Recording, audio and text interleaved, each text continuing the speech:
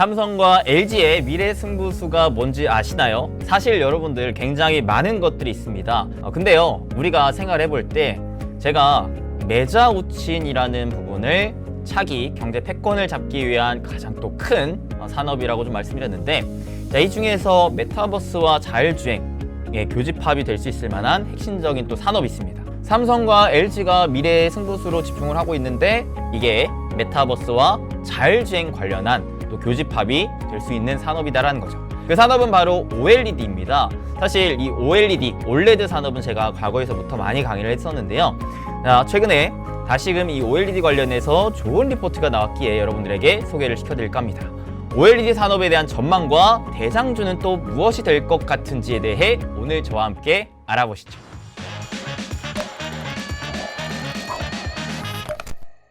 자, 행부 반갑습니다. 여러분들의 행부 파트너 수민쌤입니다. 자, 오늘은 리포티지 주제 바로 OLED 산업에 대한 전망과 대장주는 무엇일지에 대해 알아보려고 합니다.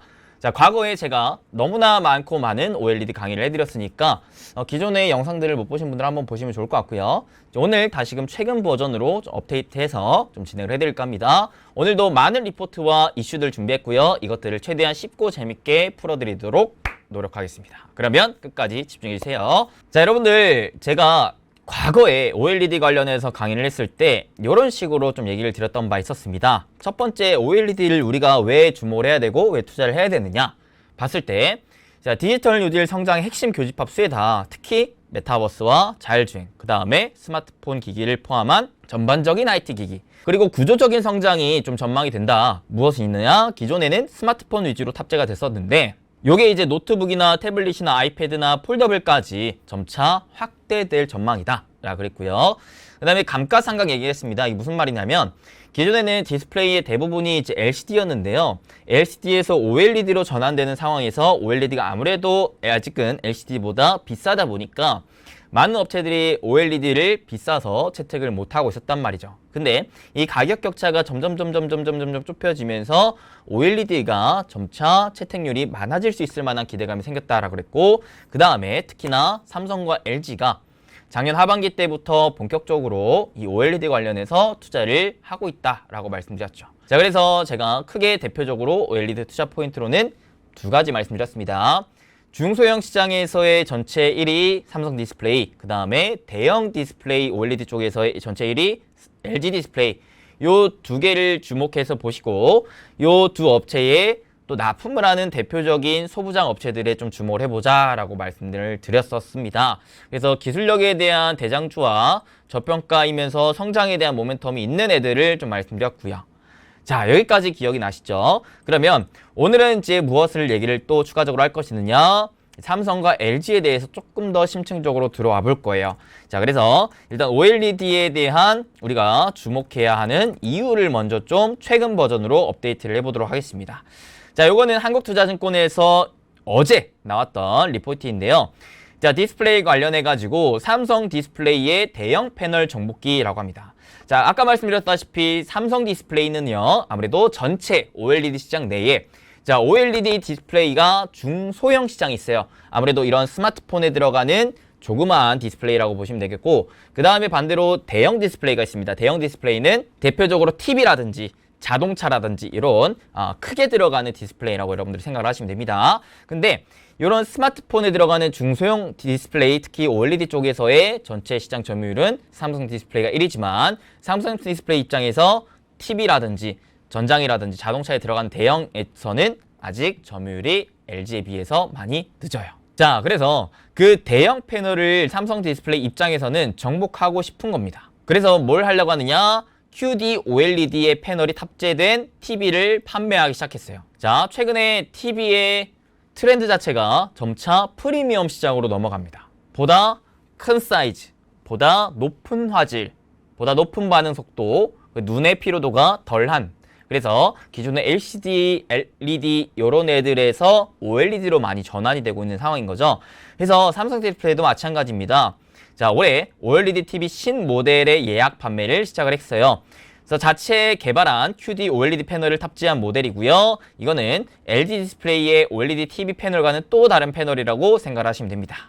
그래서 연내 북미와 유럽 지역에 우선 출시하는 것으로 지금 파악이 되고 있는 상황에서 소니가 올해 6월에 QD OLED TV를 출시한다고 밝혔는데 삼성전자의 것은 이보다 2개월 먼저 판매되고 가격도 더 저렴하기 때문에 아무래도 소니에 비해서 더 많이 팔릴 것이다라는 기대치를 우리는 가질 수가 있겠죠. 그래서 이 TV 출하량은 올해 50만 대, 내년에는 무려 2배의 100만 대로 예상이 되는 상황입니다. 와우! 2배. 오케이. 예상대로라면은 이 TV가 많이 팔릴 것이 전망이 되기 때문에 여기에 들어가는 부분들에 대한 수요도 많아질 것을 우리는 기대를 해볼 수가 있겠죠. 자, 그래서 여기에 들어가게 되는 대표적인 장비와 소재주를 우리가 주목을 해보자 라고 얘기를 하는데요. 아무래도 이 QD 디스플레이 시장 규모 확대는 먼저 패널 및 TV의 판가 인하가 먼저 이루어져야 됩니다. 자, 이게 무슨 말이냐면요. 여러분 생각을 해보세요. 내가 TV를 사려고 해요. TV를 사려고 하는데 기존에 LCD, LED TV가 있어. 근데요, 내가 TV를 사려고 매장에 딱 가서 봤는데 아니 뭐야? 야, 얘네들보다 더 크고 화질도 진짜 무슨 실사판 뺨쳐? 막 빠져드네요. 그냥 보는 것만으로도 막 압도돼. 그래서 점원한테 저기요 요게 뭐예요? 물어보니까 고객님 이게 글쎄 이번에 새롭게 나온 삼성전자의 QD OLED TV라는 거예요. 기존 것보다 훨씬 화소도 높고 그죠? 그리고 이 크기도 크고요. 그다음에 반응 속도도 너무나 빠른지 딜레이가 없어. 그러면서 또 눈의 피로도도 덜해요. 아, 그래요? 그러면 이거 가격이 어떻게 돼요? 물어봤더니 고객님 근데 이게 좀 비싸요. 좀 비싸. 근데 이제 프로모션 들어가가지고 좀 이렇게 할 수는 있어요. 근데 딱 봤더니 뭐야 가격 차이가 너무 많이 나. 그러면은 아무리 좋아 보여도 비교 대상이 있다 보니까 이렇게까지 비싸게 내가 사야 되나라는 망설임이 있고 결국에는 안 살 확률이 좀 높아요. 그잖아요. 그래서 기존의 LCD, LED TV에 비해 성능은 훨씬 좋긴 하지만 가격이 너무 벌어져 있으면 수요의 움직임을 이끌어내기가 어렵다라는 거예요. 어느 정도 수요가 뒷받침돼줘야 반도체도 마찬가지, 디스플레이도 마찬가지입니다. 수요가 밑바탕이 되어줘야지 공급업체 입장에서 이게 많이 팔리네 싶으니까 더 많이 공급을 하게 되거든요. 근데 초기에 사람들의 수요가 별로 없으면 비싸서 안 사게 되면은 업체 입장에서 아무리 올해 50만 대, 내년에 100만 대 출하할 겁니다 라고 해도 올해 만약에 50만 대 딱 출시했는데 팔리는 게 10만 대밖에 안 돼. 그러면은 내년에 100만 대 출하하겠어요? 안 한단 말이야. 못 한단 말이야. 그래서 첫 번째로 일단은 이게 시장이 커지고 더 많이 출하를 하려면 가격이 싸져야 돼요. 가격이 싸져야 돼. 기존의 모델들에 비해 크게 오차가 없는 한에서 조성이 돼야 팔릴 수 있다라는 부분인 거죠. 자, 지금 아직까지 패널 공급량이 많지도 않고 초기 시장이다 보니까 기존 OLED 패널보다도 비싸요. 그래서 지금 삼성 디스플레이는 QD OLED 추가 투자와 수율 안정화를 요구하고 있는 상황. 그렇게 되면은 가격 경쟁력을 맞추면 아무래도 물량도 늘어날 거죠. 왜? 가격 경쟁력을 맞추면 사람들이 딱 보기에도 저게 좋아 보이니까 저거를 살 거 아니에요. 그러면 수요가 밑바탕이 되니까 마찬가지로 공급을 맞출 수가 있다는 부분인 거죠. 그러면 가격을 어떻게 낮출 수가 있느냐, 진짜 가격이 낮출 전망이 잡혀 있느냐, 이런 부분들을 우리는 좀 봐야 된다. 자, 그래서 삼성 디스플레이는 기존 LCD 라인을 QD OLED로 전환해 투자할 수도 있고 태블릿 등 IT 제품용 8세대 RGB OLED 투자 계획도 있다. 요거는 투자 계획이지 실질적으로 수요가 나와주는 게 확인돼야 진행할 가능성이 높아요. 그래서 상반기 중으로 투자 결정을 내릴 전망이에요. 왜 그럴까요? 일단은 지금 출시를 했어요. 출시를 했고 예약 판매를 시작을 했습니다. 그렇기 때문에 요게 많이 팔리는지 반응이 좋은지를 볼 거란 말이죠. 반응이 좋다면 삼성 디스플레이 입장에서도 오케이, 요거 좀 더 많이 출하해도 되겠구나 라는 생각을 가지면서 여기에 따른 투자를 할 거란 말이죠. 그러니 일단은 지금은 계획에 불과합니다. 그런데 우리가 뭘 확인을 하면은 지금 삼성이 출시한 요거 소니보다 100만원 싸다. 업계를 놀래킨 삼성의 첫 OLED TV. 생각보다 싸요. 그래서 요런 TV입니다. 요런 TV. QD OLED.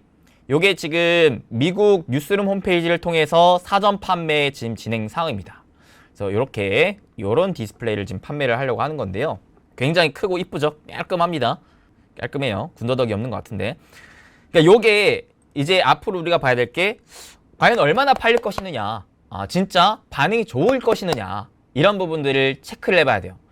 그렇게 반응이 좋다면 자연스럽게 삼성 디스플레이 입장에서도 상반기 중에 오케이 OLED 내가 투자 확대하겠다 라고 방침을 내세울 가능성이 높으니까. 그렇게 된다면은 아무래도 그와 관련되어 있는 소재라든지 장비 업체들에게 납품을 하겠죠. 그러면은 그 납품을 함에 있어서 그 소재 장비주 입장에서는 돈을 벌 테고, 그러면은 돈을 벌 기대감이 생기니까 주가는 올라갈 겁니다. 그러니 여러분들이 체크를 하실 거는 출시를 했기 때문에 요게 반응이 어떻느냐를 봐야 돼요. 반응이 좋다면은 우리는 자연스럽게 꼬리에 꼬리를 물고 요거 관련된 장비주 소재주를 주목을 해볼 필요가 있겠다라고 얘기를 드리는 겁니다. 근데 반대로 반응이 좀 뜨뜨미지근하네, 좀 뜨뜨미지근해, 그러면은 얘를 일단은 킵 해둬야겠죠, 단기적으로는. 그래서 만약에 이제 소재주 같은 경우에서는 반응이 좋다면 어떤 애들이 좀 수혜를 받을 것 같느냐.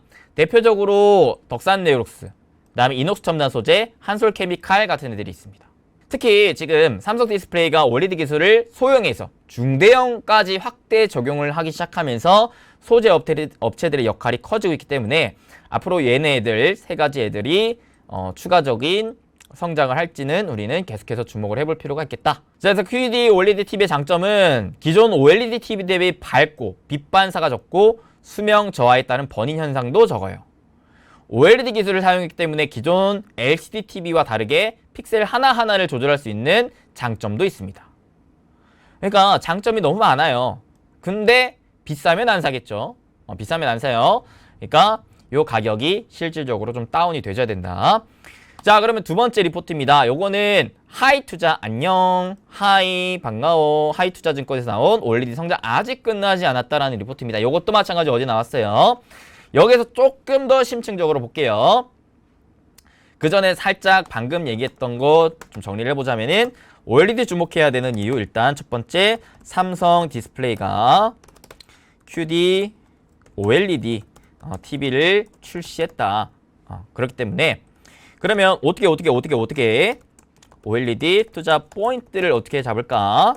삼성의 QD OLED TV TV 수요 흐름을 체크한다. 그 다음에 흐름이 좋다면 관련 장비주 또는 소재주를 주목을 하라. 이걸로 일단 첫 번째 체크. 오케이. 다음으로 넘어갈게요. 빠르게 넘어가겠습니다. 자, 사실 디스플레이 산업 투자는 IT 수요 불확실성이 확대되는 가운데 전통적인 LCD 업황 흐름보다는 시기별 모멘텀에서 투자 아이디어를 찾고 관심을 가져야 할 것이라고 보인다. 자, 오랜 기간 LCD 사업 구조 조정을 진행해온 국내 디스플레이 업체들은 과거 대비 LCD TV 패널 매출 비중이 상당히 축소되었다라고 합니다. 이게 무슨 말이냐면요. 자, 기존에는요, 디스플레이 하면은 그냥 LCD였어요. 디스플레이 하면 LCD였단 말이에요. 그러니까 예를 들어 반도체 하면은 여러분들이 생각하는 D램과 낸드가 있는 것처럼. 그래서 반도체 하면은 D램과 낸드의 가격이 올라가면은 관련해서 반도체 시장이 좋다라는 걸 의미하기 때문에 반도체 관련주들이 올라가는 것처럼 디스플레이도 LCD 가격이 올라가면은 요거 관련된 기업들의 주가가 올라가고, 이 LCD 가격이 다운이 되면은 관련된 주가의 흐름도 다운되는 이런 현상이 나왔다라는 거죠. 근데요, 요게 많이 바뀌고 있다라는 거예요. LCD의 점유율이 점차 낮아지면서 축소되면서 다른 쪽으로 시선이 이동되고 있다. LCD 산업은 프리미엄 IT 패널 시장을 제외한다면 큰 기술 변화 없이 저성장 흐름이 이어지고 있어요. LCD만 놓고 보자면 성장성이 그렇게 크지 않다라는 겁니다. 그래서 국내 업체들이 LCD 사업을 지속적으로 축소하고 있는 상황.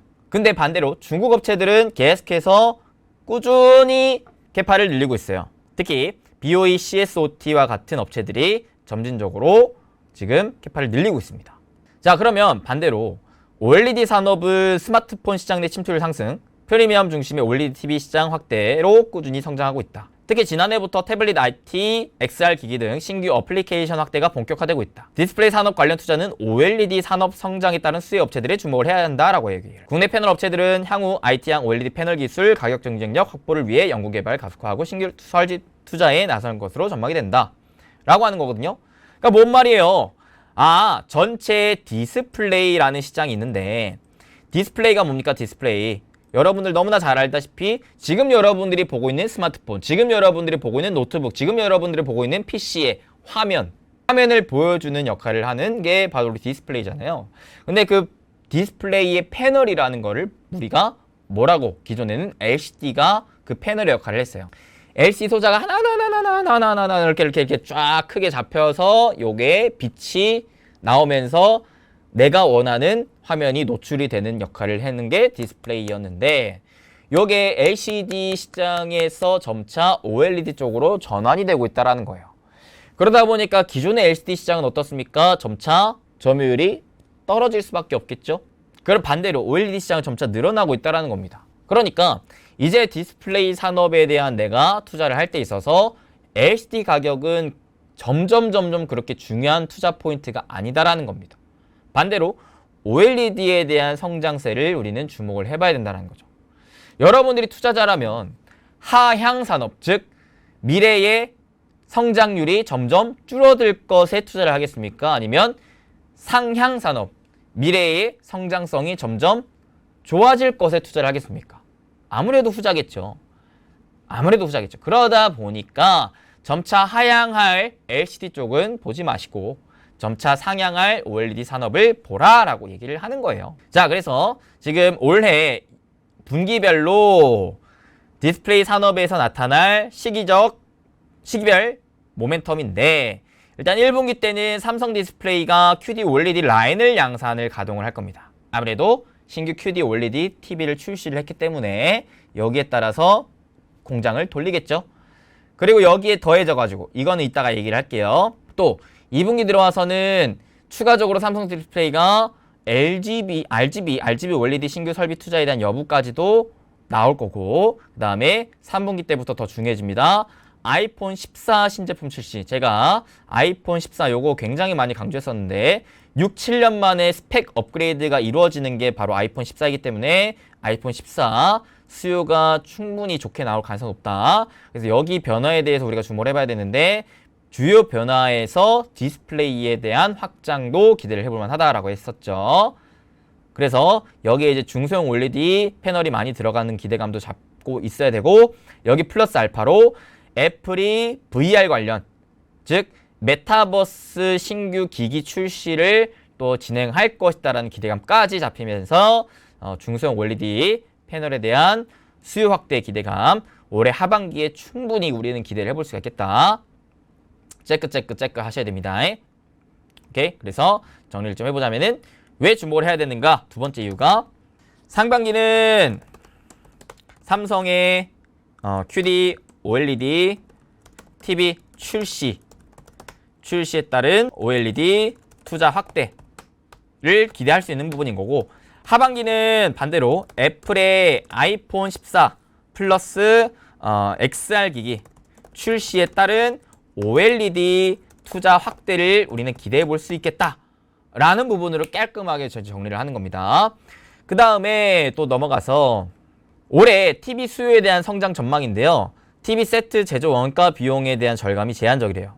자, 보세요. 올해 3월 기준 중국에서 북미로 컨테이너를 운송하는 운임비가 1년 전에 비해 무려 2.6배가량 상승했대요. 운송 비용의 급증을 했습니다. 그러면 아무래도 TV 제조사들과 소매 판매 업체들의 원가 부담을 높일 뿐만 아니라 재고 관리에도 어려움이 발생할 수 있다라는 겁니다. 그렇게 되면 아무래도 올해 TV 수요 회복은 제한적일 것이라고 전망이 된다는 거죠. 무슨 말인지 알아요, 여러분들? 자, 내가 TV를 만들어서 팔아야 돼요.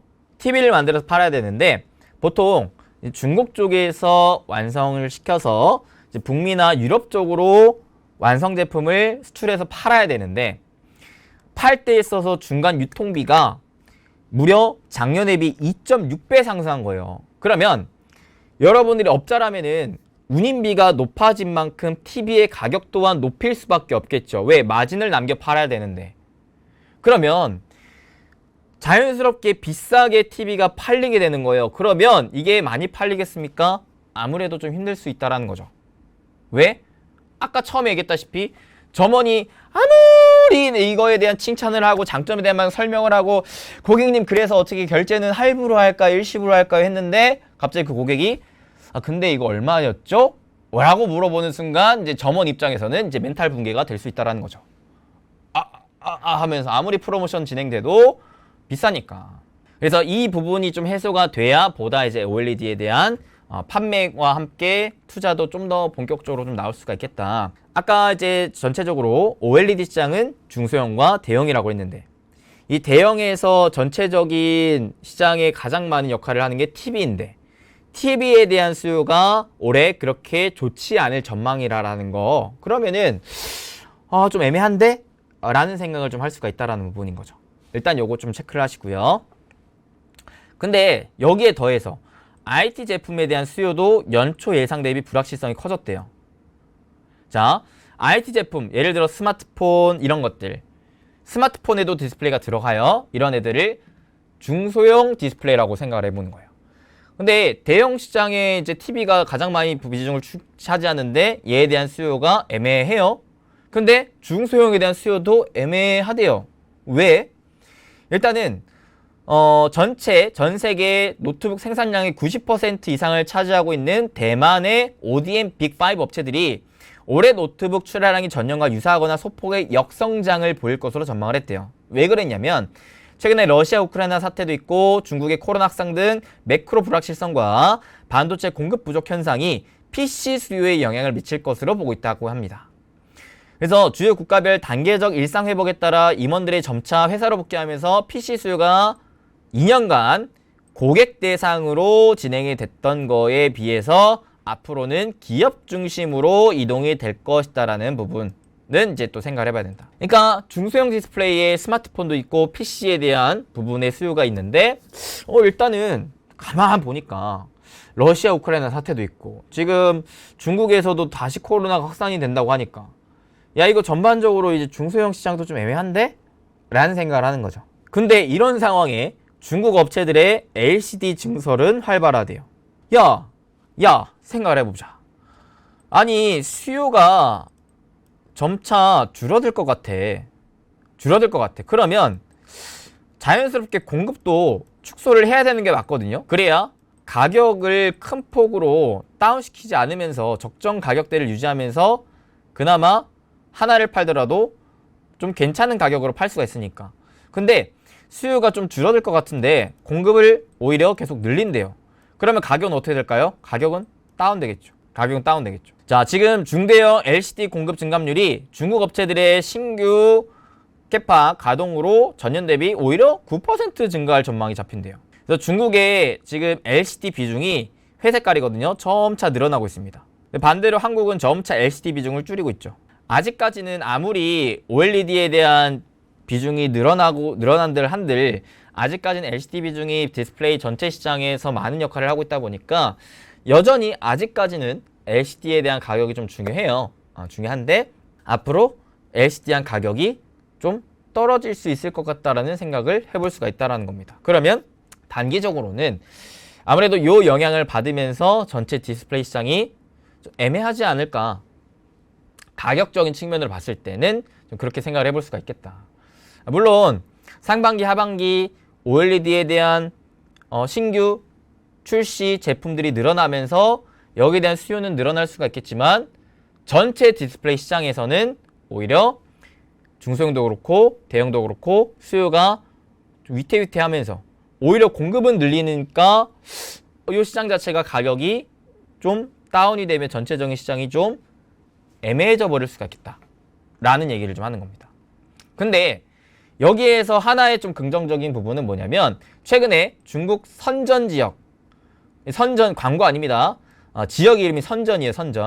선전시에서 코로나 신규 확진자가 최고치를 기록을 했어요. 그래서 이때 이제 필수 업종을 제외한 모든 기업의 생산 활동이 중지됐습니다. 이 봉쇄 조치는 한 2, 3주 정도 시행이 될 것 같은데요. 또 하필이면 여기에 CSOT, 중국의 디스플레이 거의 2위 업체라고 볼 수 있을 CSOT의 생산 공장이 많아요.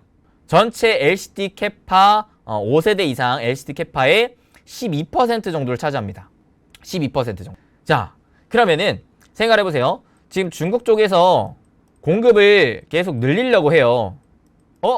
근데 여기에서 코로나 때문에 일단은 LCD 기준, CSOT 기준 12%의 가동이 안 된다고 합니다.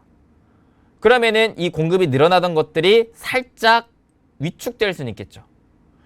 그 위축된 만큼 반대로 뭐가 올라갈 수 있을까요? 공급이 축소가 되니까 자연스럽게 가격은 올라갈 수가 있겠죠. 오케이. 중국의 코로나 영향 때문에 오히려 중국 애들이 공급을 늘리는 것이 제한되다 보니까 가격은 단기적으로 반등할 수가 있다라는 기대감은 생기겠구나 라는 부분.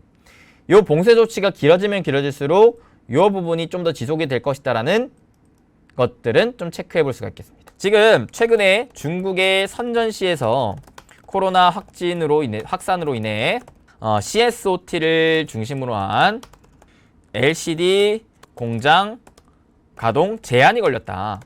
그러다 보니까 이에 따라서 공급이 제한되니 단기적으로 LCD 패널 가격의 상승 흐름을 기대해 볼 수가 있겠구나 라는 부분입니다.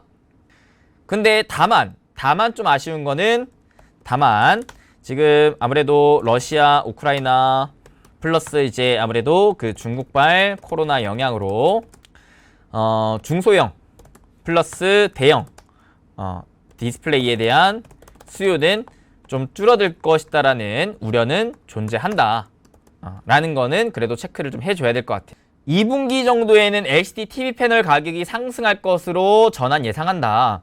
최근 러시아 사태로 인해서 IT 수요에 대한 불확실성이 존재하나 중국 선전 지원 봉쇄 조치와 LCD 패널 가격의 제조 현금 비용에 근접하고 있다는 점, 그리고 여기에 더해서 하반기에 모멘텀이 또 있습니다. 계절적 성수기, 보통 TV를 그리고 IT 기기를 상반기보다 하반기에 좀 많이 사요. 여기에 월드컵 이벤트 효과까지. 월드컵. 자, 올림픽도 마찬가지, 월드컵도 마찬가지. 세계적인 스포츠 대축제가 있을 때는요, 사람들이 보통 요거를 자그마한 스마트폰 화면으로 보려고 하는 게 아니라 큰 TV 화면으로 보려고 해요. 집에서 편안하게. 그러면서 이제 치킨에 맥주 치맥 한 잔 딱 때리면서 보는 거죠. 그래서 요런 이벤트 효과를 기대해보면은 하반기에 전체적으로 계절적 성수기에 더해져서 디스플레이에 대한 수요가 늘어날 수가 있겠구나라는 기대감을 좀 가질 수가 있겠다. 그렇게 된다면 이런 부분들이 2분기부터 선반영된다라고 봤을 때 이 LCD 패널 가격의 상승 전환 가능성이 좀 보인다라는 부분인 거죠. 오케이. 그래서 이유에 대해서 하나를 더 하자면은 뭐라고요? 하반기에 계절적 성수기 플러스 월드컵 이벤트로 인해서 디스플레이 수요가 회복될 기대감이 있다. 그래 여기에 따라서 이제 2분기부터 특히 LCD 패널 가격의 상승 전환에 대한 기대감을 우리는 가질 수가 있겠다. 오케이, 좋아요. 그래서 OLED TV 시장 추가 확대 가능성은 어떠냐? 전체적인 디스플레이 시장은 우리가 알아봤는데 이 안에서 OLED 시장은 좀 어떨까를 한번 생각을 해보는 거예요. 자, 지난해 프리미엄 제품인 OLED TV 수요가 크게 증가했던 가장 큰 이유는 LCD 패널 가격의 상승으로 인해서 오히려 이 OLED 시장의 가격과 격차가 좁혀졌기 때문에 OLED에 대한 수요가 늘어났다 라는 부분인 거죠. 근데 최근에는 다시 이 가격 격차가 벌어지고 있었어요. 그래서 사실 OLED에서 가장 중요한 거는 LCD 가격이 올라와 줘야지 가장 좋아요. 왜? 그래야 안 그래도 비싼 OLED가 좀 가격 격차가 좁혀지면서 이 수요가 LCD에서 OLED 쪽으로 붙어줄 수가 있기 때문에 이게 가장 중요합니다. 근데 지금 봤던 게 LCD 가격이 좀 이렇게 다운될 것 같은데 라는 우려가 좀 발생이 되고 있다. 그러면 비싸서 못 사는 현상이 좀 나오게 될 수 있는 거예요. 그러니까 이런 부분은 여러분들이 꼭꼭꼭꼭 체크를 해줘야 돼. 그래서 내가 디스플레이 투자를 하고 싶으면 LCD가 직접적인 시장에 영향을 주는 건 아니지만 OLED에 대한 상대성에 대한 부분으로 영향을 줄 수가 있기 때문에 LCD 패널 가격이 올라오는지 떨어지는지를 계속 체크를 해줘야 돼요. 올라와야 좋은 거예요. 올라와야 좋은 거. 알겠죠? 자, 그래서 OLED가 이런 부분에서 계속 자꾸 LCD와 연결고리를 끊어내려면 자체적으로 고객사를 자꾸 다양화를 시켜야 되고 이 가격 경쟁력에서 앞서 나가기 위한 원가를 최대한 다운시키기 위한 경쟁 기술이 밑바탕이 돼줘야 됩니다. 아시겠습니까? 그래야 OLED가 폭발적인 성장을 할 수가 있어요. 그래서 사실 LG 디스플레이도 LCD에서 OLED로 체질이 변화하고 있긴 하지만 아직까지 LCD 비중이 전체적인 비중에서 좀 높아요. 그러다 보니까 LCD TV 패널 가격이 하락세를 보이면 LG 디스플레이에 대한 실적도 하락세로 될 가능성이 여전히 있습니다. 그러면 주가 역시도 이에 영향을 좀 받겠죠. 지금 전환 단계. 그래서 보시면은 재작년 한 반반 정도 됐어요. TV 매출 비중 기준으로 봤을 때 OLED랑 LCD랑 차지하는 게 한 반반 정도 됐었다. 근데 올해부터는 이 비중을 OLED 쪽으로 좀 더 높일 거예요. 그러니까 이게 점점 높아진다면은 LCD 가격이 오르든 떨어지든 자체적인 실적에 대한 영향은 크지 않을 수 있겠다. 라는 부분으로 생각을 해볼 필요가 있겠다. 자, 체질 개선에 대한 노력을 계속 해야 됩니다. 네.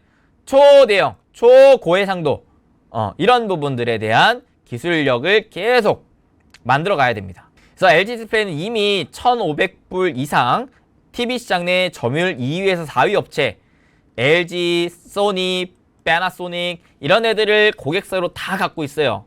그래서 든든합니다. 하지만 누구는 고객사로 못 갖고 있어요? 샘성은 못 갖고 있어요. 왜? 대표적인 경쟁업체였으니까. 근데요, 요게 삼성이랑 LG랑 협업을 하려고 하는 기대감이 시장에 자꾸 붙고 있죠? 자꾸 붙어요. 요 1위, 전체 TV 시장의 점유율 1위를 하고 있는 삼성전자와의 협력 관계가 구축이 된다면 이 판도는 더 커질 수가 있습니다. 그죠? 자, 그러면 봅시다. 그게 진짜 가능성이 있느냐? 일단은 삼성전자가 첫 OLED TV를 북미 지역에 먼저 출시를 해요.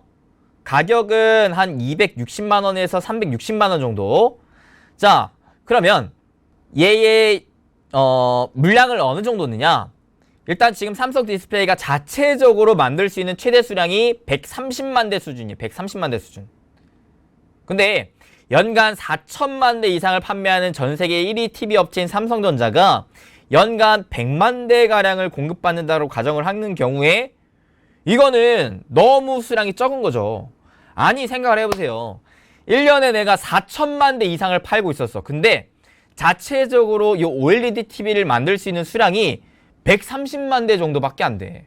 4천만 대에 비해서 너무 적잖아요. 어떡할 거야? 늘려야지. 늘려야 될 거 아니에요.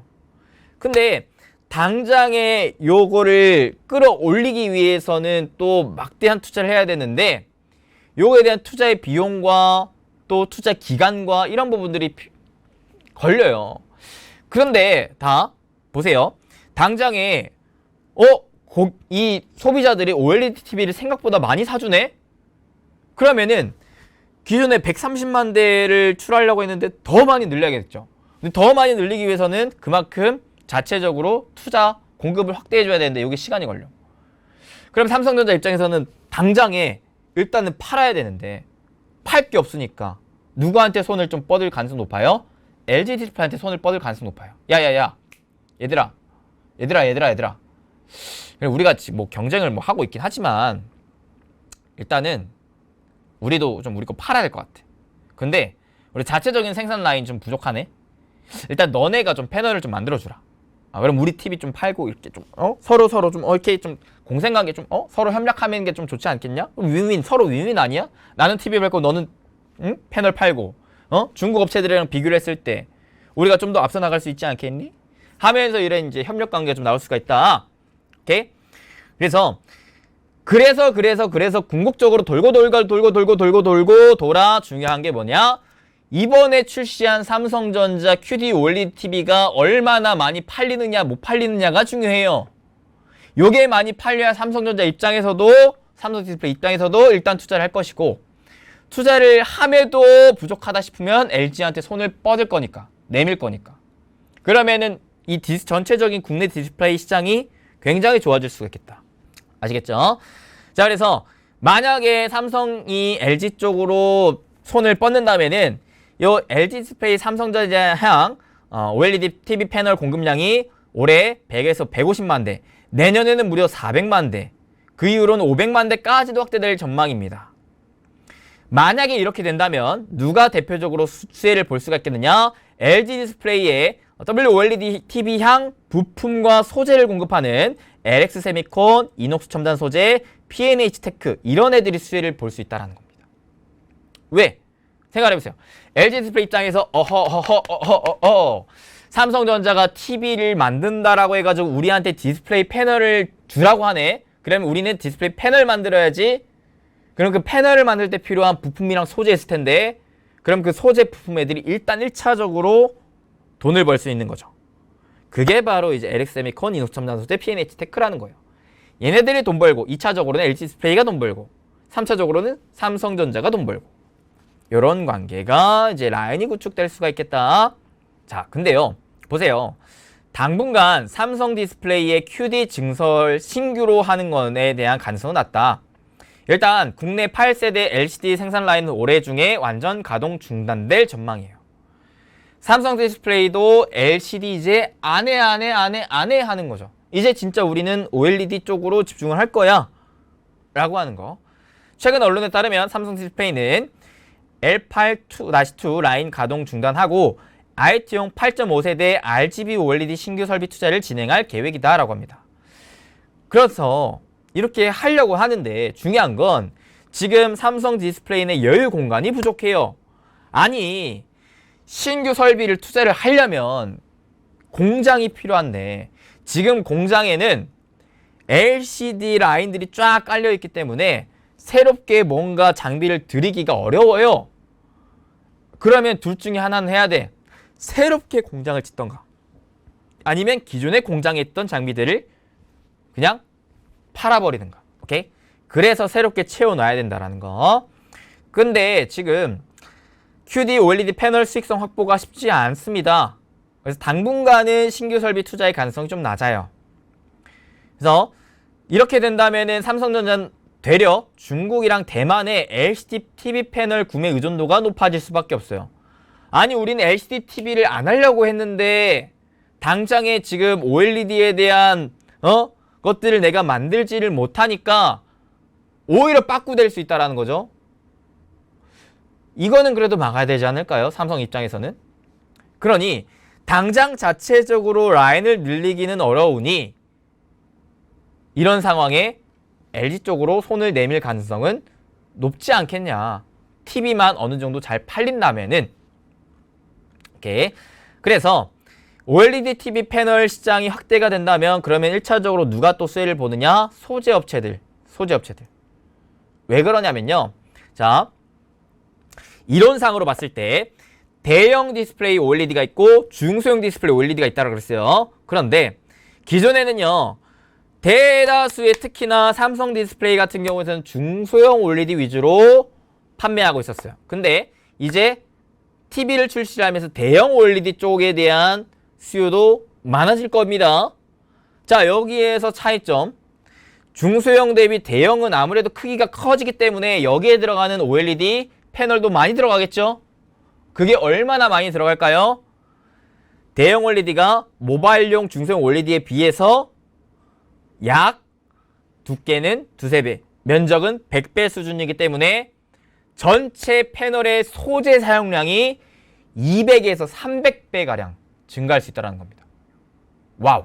요거 스마트폰에 들어가는 OLED 패널 소재의 수요량보다 TV에 들어가는 게 소재량이 200배에서 300배 많아진다는 거예요. 그러면 이 소재 만드는 업체는 완전히 그냥 콧노래가 그냥 절로 나오는 거죠. 그냥 절로 나와. 야, 씨. 삼성이 그냥 글쎄 요거 OLED TV 만들어 간다네. 그러면 야, 이제 희망회를 돌리는 거죠. 와, 나 그러면 저거 한 대 팔수록 내가 기존에 했던 거 200배, 300배, 뭐 이렇게 되는 거죠. 그죠? 그래서 일단 소재 업체들에 좀 주목을 해보자. 자, 그래서 삼성과 LG OLED 관련 소재 서플라이 체인입니다.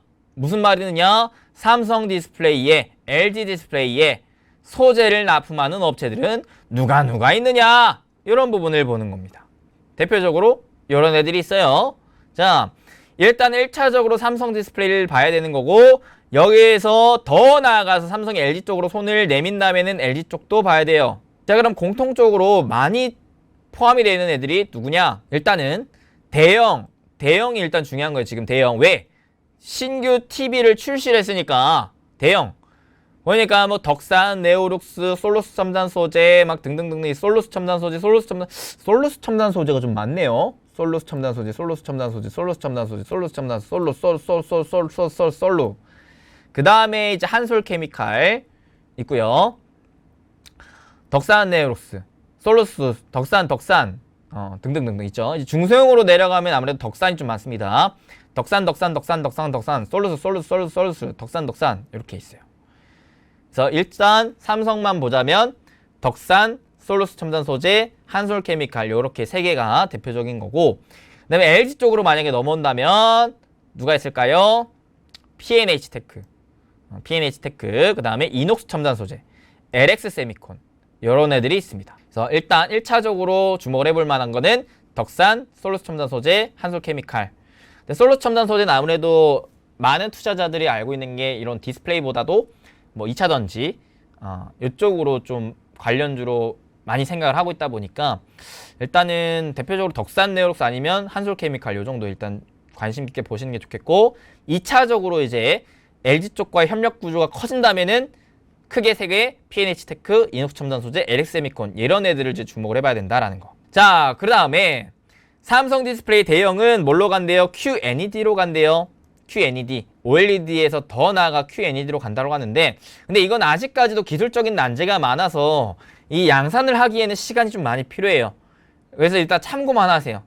만약에 이렇게 한다면 기존의 QD OLED랑 QNED는 구조가 굉장히 비슷해요. 굉장히 비슷하기 때문에 이 기존에 쓰던 라인을 굳이 크게 바꿀 필요는 없어. 그러니까 결론을 말씀드리면 QD OLED를 하건 QNED를 하건 OLED 관련한 라인을 구축해야 된다는 거예요. 차이점은 뭐냐면 OLED 증착기를 잉크젯 프린팅 장비로 교체한다는 것 정도가 차이점이에요. 근데 그 외에는 거의 흡사해요. 그러니까 삼성 입장에서는 어떻게 볼 수가 있을까요? 우리가 지금 QD OLED TV를 출시했고 앞으로는 QNED로 가고 싶어. 그럼 어찌됐든 요거에 관련된 소부장을 내가 사야 되는데, 특히 장비를 내가 납품을 해야 되는데 요거 증착기 외에는 결국에는 다 똑같은 놈들로 쓸 수가 있네. 야, 그러면 이거 일단 우리가 하자. 일단 장비 따오자 라고 될 수가 있겠죠. 왜? 일로 가든 절로 가든 결국 일단은 필요한 장비니까. 그래서 일단 삼성 디스플레이 관련한 장비주들도 좀 점차 부각을 좀 받을 수가 있겠다라는 생각을 가질 수가 있습니다. 여기에 이제 마이크로 LED라는 디스플레이도 있는데, 요거는 사실 LCD TV의 끝판왕이라고 볼 수 있을 만한 기술이지만 요것 또한 마찬가지로 QNED랑 비슷하게 시간이 많이 좀 필요해요. 기술적인 부분에 의해서. 일단 지금은 OLED에 계속해서 좀 집중이 되고 있는 상황입니다. 그래서 지금 삼성 디스플레이는 총 10종 이상의 노트북용 OLED 패널을 생산할 예정이고, 24년도부터 애플도 아이패드에 OLED 패널을 채택할 계획이라고 합니다. 심지어 지금 여러분 생각을 해보세요. 재택근무가 많아지고 계속해서 4차 산업이기 때문에 PC 이런 것들을 많이 봐야 되는 업무들이 늘어나고 있어요. 근데 여러분들 아시겠지만 지금 애기들도 마찬가지잖아요. 막 애기들이 어릴 때는 뭐 가지고 놀았어? 장난감, 자동차, 블럭, 뭐 인형 이런 것들을 갖고 놀았는데, 요즘은 부모님들이 애 밥 먹일 때마다 뭘 보여줘? 자꾸 스마트폰 이렇게 태블릿 자꾸 보여줘. 뽀로로 틀고 막 뭐 틀어 막 콩이 막 그런 거 막 틀잖아요. 그러니까 아기 때부터 자꾸 디스플레이에 노출이 되는 거예요. 근데 중요한 건 그 디스플레이는 눈에 좋아요, 안 좋아요? 안 좋아요, 안 좋아. 안 좋아요. 그래서 점차 요 눈 건강에 대한 관심도가 높아질 겁니다. 그러면 자연스럽게 디스플레이 입장에서도 요 눈 건강이 좋은 디스플레이 쪽을 찾아갈 가능성이 높아요. 그게 바로 LCD에 비해서 OLED가 갖고 있는 또 특출난 장점이기도 합니다. 자, 보세요. 애플도 중장기적으로 아이패드랑 맥북에 OLED를 채택할 계획이라고 해요. 그래서 애플의 지금 로드맵인데 올해에서 내년, 내후년 그 중장기적으로 갔을 때 있어서 기존에는 아이폰에 대한 OLED 채택을 늘렸다면은 여기에 더 나아가 아이패드랑 맥북까지도 OLED에 대한 채택을 할 계획을 지금 보여주고 있습니다. 그러면 기존에는 여러분들 생각을 해봅시다.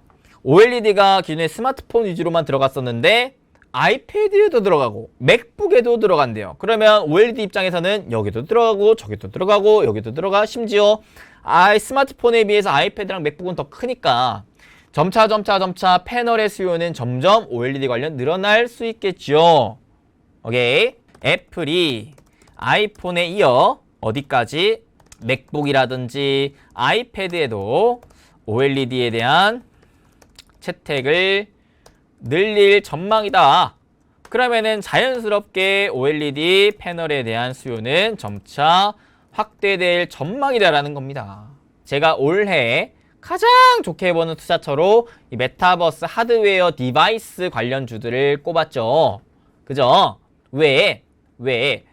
전체적으로 코로나로 인해서 메타버스에 대한 수요가 확 늘어나고 있는데 이에 발맞춰서 기존의 메타, 구글, 마이크로소프트 내지 삼성, 내지 애플까지도 이 메타버스 기기를 만들려고 지금 총력전을 다하고 있다. 오죽하면 스마트폰을 있는 차세대 디바이스로 각광을 받고 있는데 결국 이 메타버스 확산이 필연적으로 자리를 잡는다면 XR 기기 성장도 뒤따를 수밖에 없다라는 겁니다. 왜? 내가 메타버스를 하려면 자연스럽게 요거 써야 되니까 요걸 안 쓰면 메타버스로 갈 수가 없어요. 그죠? 그래서 사실 이 메타버스 기기가 있으면 좋은데 이게 굳이 필요한가? 굳이? 이거 없으면 불편해? 라는 질문에 대한 답을 사실 잘 못했어요. 과거 스마트폰도 이에 대한 질문에 대해서 확실하게 예스! 스마트폰 없으면 너네 불편해! 그러니까 너네 진짜 무조건 사야 돼! 라는 것으로 되니까 그때부터 급성장했던 것처럼 스마트폰 우리 이제 없으면 못 살잖아요. 솔직히 말해서. 물론 살 수는 있지만 엄청 불편하잖아요. 페이도 안 돼. 그 다음에 뭐 내비도 안 돼. 뭣도 안 돼. 다 안 돼요. 친구들이랑 연락도 못 해, 기본적으로. 그래서 XR 기기, 즉 메타버스 기기도 이러한 질문에 답변을 할 수가 있어야 돼. 여전히 무겁고 장시간 사용하면 멀미나요. 몰입도도 떨어져. 그리고 컨텐츠도 제한적이야. 그러다 보니까 사람들이 저걸 굳이 써야 돼? 굳이? 불편한데? 뭐 써봤자 뭐 할 수 있는 것도 많지도 않은데? 그러니까 이런 부분들을 해소시켜 주면은 이 메타버스 기기에 대한 시장성도 분명히 급성장할 수가 있겠다. 사실 코로나 이후로 메타버스가 많이 부각이 됐어요. 왜냐면 뭐 때문에 부각이 됐냐면 어린애들, 청소년층 애들, 얘네가 원래 여러분들도 그렇잖아요. 어렸을 때 결국에는 가정교육도 중요하지만 친구들 간의 소통이 굉장히 중요해요. 친구들과 어울리고 뛰어놀고 이런 부분들이 중요하단 말이죠. 그러니까 여러분들이나 저는 어린 나이 때 뭘 하며 뛰어놀았습니까? 막 주변 동네에 있는 놀이터에 뭐 약속을 따로 하지 않아도 자연스럽게 나가면 그 공간에 친구들이 있었고 그 공간에 있는 친구들과 뛰어놀고 미끄럼틀도 타고 축구도 하면서 놀면서 친해졌단 말이죠. 소통하면서. 이러한 시대에서 진화해서 어떻게 됐느냐? 친구들끼리 뭘로 만났어요? 인터넷 세상에서 만났어요. 게임을 하면서. 근데 요즘 시대 애들은 거기서 더 나아가서 나만의 아바타를 만들고 나만의 공간을 꾸미고 그러면서 가상세계에서, 즉 메타버스 세계에서 친구들과 교류하고 소통하는 시대로 발빠르게 진화가 되고 있다고 합니다. 그러면 이런 것들이 점차 유행으로 자리 잡게 되고 그 유행으로 자리 잡게 되는 순간 메타버스는 선택이 아닌 필수로 우리 인생에 자리 잡을 가능성이 높아요. 사실 스마트폰도 어찌 보면은 소통이 중심이 돼서 커져갔다라고 보여져요. 전화, 문자 메시지, 카카오톡 이런 거 지금 못한다고 생각을 해보세요. 그 스마트폰의 필요도가 확 줄 수가 있겠죠? 그렇죠? 그런 것들로 기본 베이스를 잡은 상황에서 그 이후의 컨텐츠들을 좀 쌓아 나가야 된다. 근데 지금 코로나로 인해서 많은 젊은 어린 애들이 특히 전 세계적으로 특히 북미 중심으로 이 메타버스에서 만나고 소통하고 노는 문화가 자리를 잡고 있다.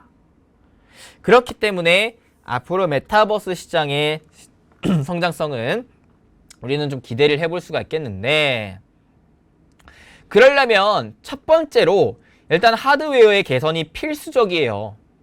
필수적입니다. 일단 첫 번째 무겁지 않아야 됩니다. 특히 어린애들이 이거를 장기간 쓰고 있으려면은 무거우면 안 돼요. 그리고 두 번째, 멀미가 나면 안 돼요. 내가 쓰고 있는데 막 멀미나 막 토 쏠려. 그러면 이거 막 쓰겠어요? 안 써요. 일단 최소한 두 가지, 무거운 거랑 그 다음에 멀미 나는 건 해소를 시켜줘야 돼. 그 다음에 이제 비싼 거를 싸게 만들어줘야겠죠? 근데 첫 번째 무겁다라는 부분과 그 다음에 멀미가 난다라는 단점을 해소시켜 주려면 결국엔 디스플레이가 바뀌어야 됩니다. 디스플레이가 고화소, 고화질, 응답 속도도 빠르고 이런 부분들이 나와줘야 돼요. 그러기 위해 결국엔 OLED로 가야 된다라는 부분. 과거 스마트폰도 이 하드웨어 혁신이 먼저 일어났었어요. 하드웨어 혁신이. 터치하기 쉬워지고 들고 다니기 편해지고, 그죠? 초기에 스마트폰 여러분들 기억나세요? 핸드폰 엄청 무겁거든요. 뭐라 그랬냐면 벽돌폰이라고 그랬어요. 벽돌폰. 진짜 핸드폰으로 툭 막 치면은 진짜 사람 죽을 것처럼 진짜 겁나 무거웠단 말이에요. 한 손으로 들기가 힘들었다고. 그러니까 이걸 어떻게 들고 다녀, 이거. 주머니에 넣지도 못해. 너무 커가지고.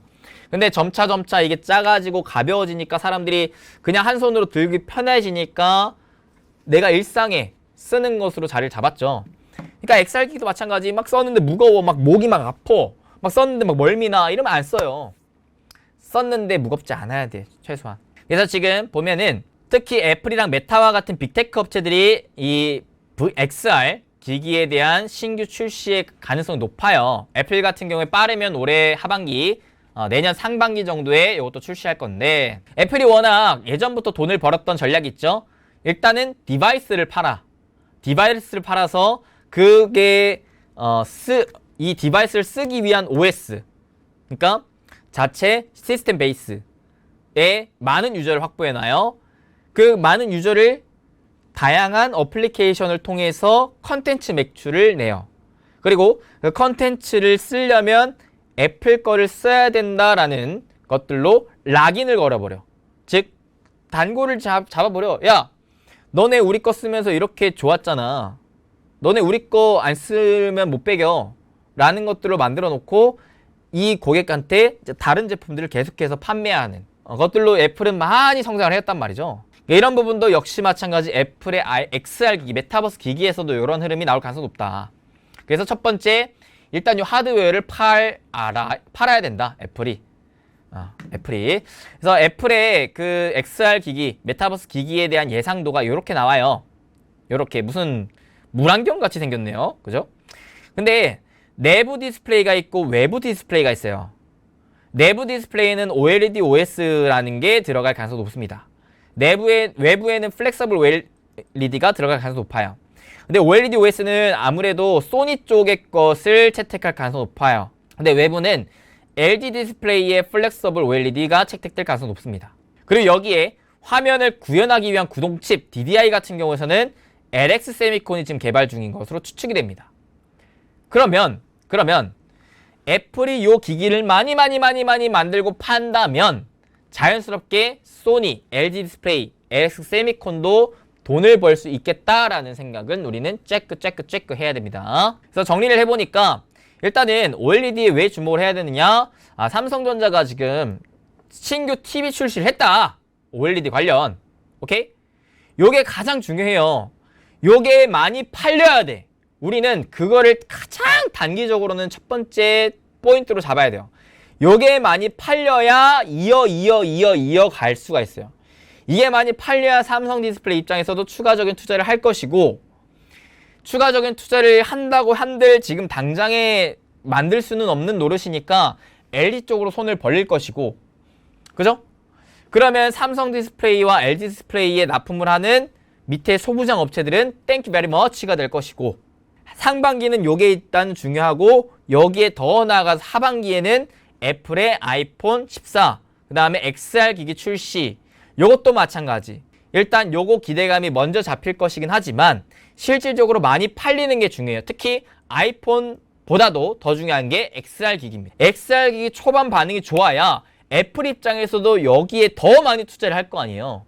그러면 더 많이 투자를 할수록 기존에 납품하던 업체들도 더 많이 돈을 벌 수 있을 만한 시장이 열리는 거니까. 시장이 기존에는 OLED 시장이 요 정도였다면은 올해부터 이게 점차 커져갈 수 있다는 거죠. TV 시장에서는 삼성이, 그 다음에 스마트폰 시장에서는 애플이, 여기에 더해져서 새로운 시장인 메타버스 내지는 자율주행까지 전체 시장의 캐파가 OLED 관련해서 계속해서 커져갈 전망이 잡혀 있다는 겁니다. 그러니까 지금 당장에는 LCD와 계속 OLED의 가격에 대한 격차가 자리를 잡고 있으면서 OLED 시장이 당장에 빨리 커가고 있는 흐름이 보이기는 하지만, 그래서 주가의 흐름도 지지부진하지만, 우리가 좀 더 길게 생각을 해보자면 결국에는 LCD 쪽으로는 점점 하향이 될 것이고, 반대로 OLED에 대한 부분은 수요가 점차 많아질 것이고, 그거에 대한 활용도도 더 많아질 것이고 하다 보니까 장기적으로는 확실히 OLED 기반으로 해서 디스플레이 시장이 확 커질 수가 있겠구나라는 생각을 좀 가지셨으면 좋겠다. 그런 기대감이 높다라는 부분. 자, 그래서 OLED 투자 포인트 뭐라고요? 삼성의 일단 TV 수요 흐름을 체크하고, 하반기에는 아이폰 14 플러스 애플의 XR 기기에 대한 반응, 수요 흐름이 중요하다라는 부분입니다. 여기 흐름이 좋다면 어떻게 될까요? 애플에 납품하는 이제 아무래도 OLED 관련 소부장 업체가 좀 주목을 할 수가 있겠다. 어호, 그죠? 맞아요. 지금 또 얘기해 주셨던 게 애플카에도 디스플레이가 필요하지 않아요? 맞습니다. 자율주행에도 마찬가지. 그러니까 애플 입장에서는 뭐예요? 야, 일단은 우리가 스마트폰에 OLED를 써봤는데 굉장히 좋아. 고객들의 반응도 좋아. 그래서 애플이 아이폰에 앞으로 계속 OLED를 채택 한다고 했어요. 그런데 야, 써보니까 OLED 좋은데? 야, 묶고 더블로 가. 이제 맥북에도 이거 채택하고 아이패드도 채택해. 더 나아가서 메타버스 기기에도 이거 채택해. 더 나아가서 애플카에도 이거 채택해. 그렇게 되는 거예요 지금. 그러면 기존의 아이폰에 납품하던 OLED 관련 애들이 어디에도요? 맥북에도요? 아이패드에도요? 메타버스에도요? 자율주행에도요? 아이고 감사합니다. 애플 행님 감사합니다. 아이고 기존에는 우리가 요것밖에 못 팔았는데 요만큼 팔 수가 있네요. 아이고 감사합니다. 절하게 되는 거예요. 그러면 기업은 절하는데 기업의 주가는 그냥 막 공중으로 그냥 날아갈 수 있다라는 거죠. 돈을 그만큼 많이 벌 수 있을 거니까. 그래서 일단 단기적으로는 요거에 주목을 해야 되고, 중장기적으로는 요거에 주목을 해야 됩니다. 아시겠습니까? 그러면 OLED 대장주가 될 수 있을 만한 애들은 누가 있을까를 알아볼 건데, 자, 첫 번째 삼성 기준으로 봤을 때, 삼성 기준 요 QD OLED TV의 반응이 좋다면요, 누가 수혜를 받을 수 있다고요?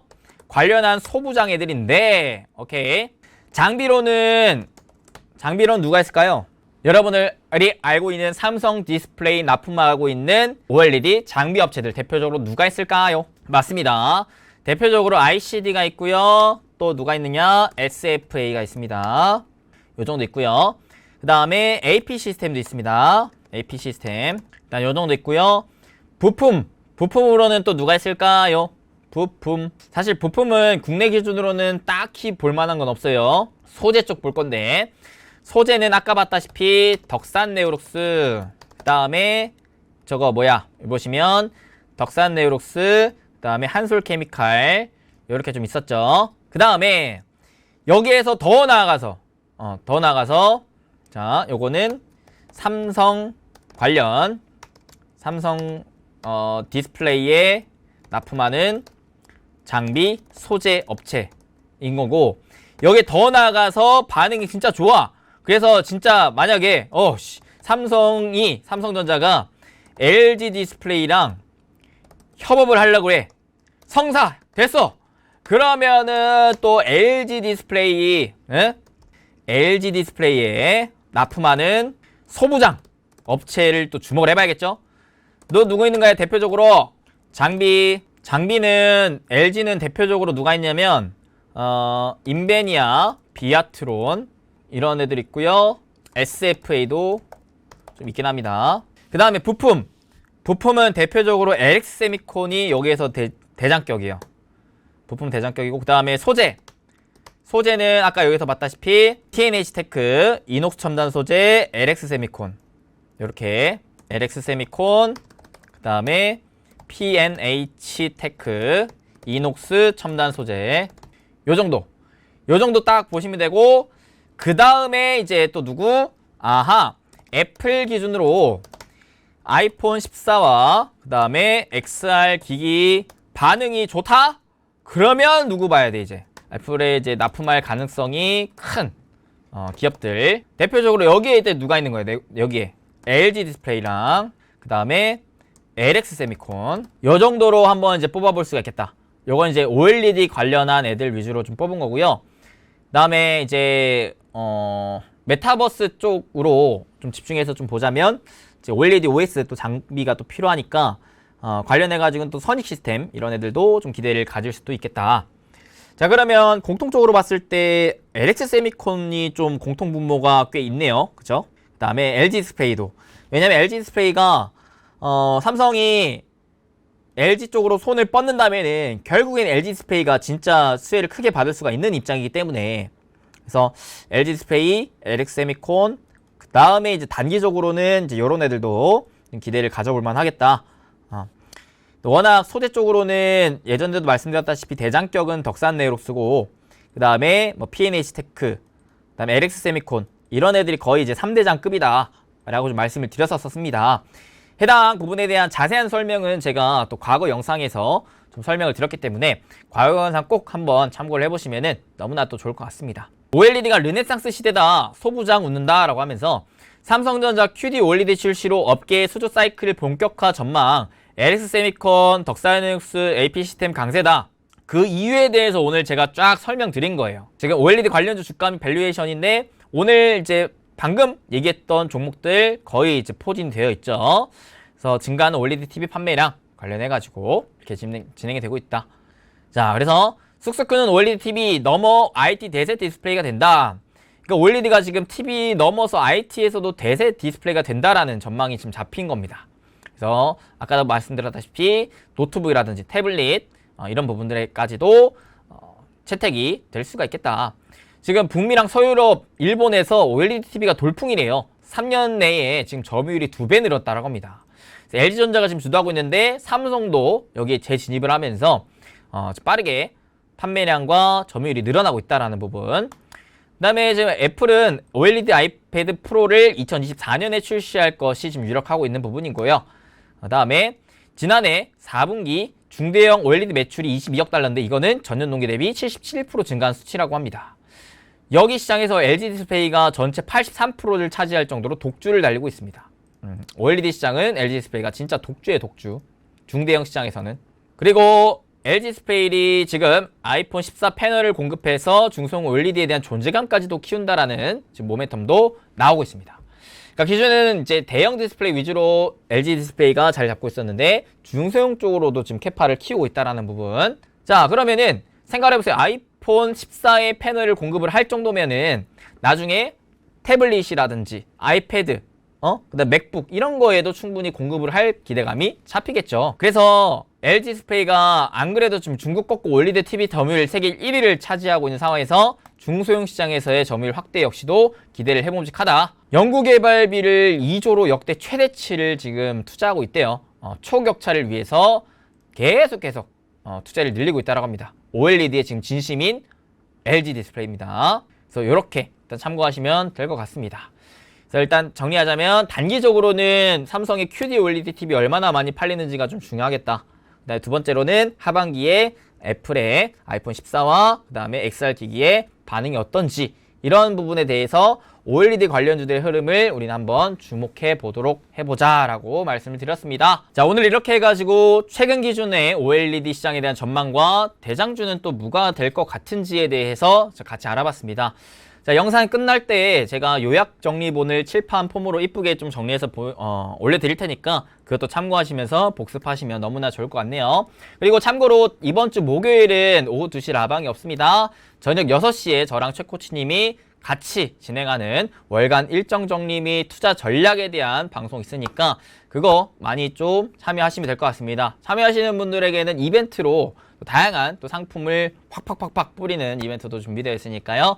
또 많이 관심 가지시고 찾아와 주시면 될 것 같습니다. 이번 주 목요일 오후 6시입니다. 오늘 영상도 도움이 되셨길 바라겠고 도움이 되셨으면 돈 드는 거 아니니까요. 좋아요 따봉 버튼 한 번씩만 꾹꾹꾹꾹 혹시라도 가능하시면 구독까지 꾹꾹 눌러주시면 너무나 감사할 것 같습니다. 저는 다음에 또 더 좋은 정보와 영상으로 찾아뵙겠습니다. 부자TV의 리포티지 행복 파트너 수빈쌤이었습니다. 감사합니다. 뿅.